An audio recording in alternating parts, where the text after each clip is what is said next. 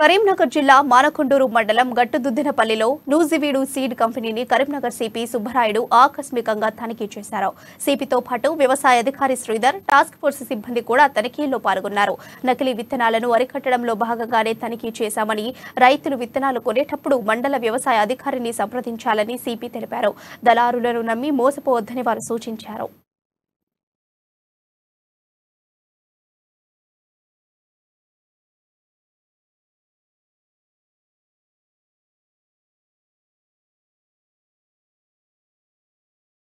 ఎటువంటి spurious seeds ని కూడా వాళ్ళకి రానియకుండా నాణ్యమైన విత్తనాలు అందుబాటులో ఉండే విధానాన్ని ప్రవేశపెట్టే ఒక కార్యక్రమంలో భాగంగా అన్ని ప్లేసెస్ లో కూడా రైట్ ఫ్రమ్ డిస్ట్రిక్ట్ తర్వాత మండల స్థాయిలో ఉండే ఆఫీసర్లు, అగ్రికల్చర్ ఆఫీసర్స్, పోలీస్ శాఖ ఇద్దరు కూడా కంబైన్డ్ గా చాలా చోట్ల వెరిఫై చేయడం జరుగుతోంది.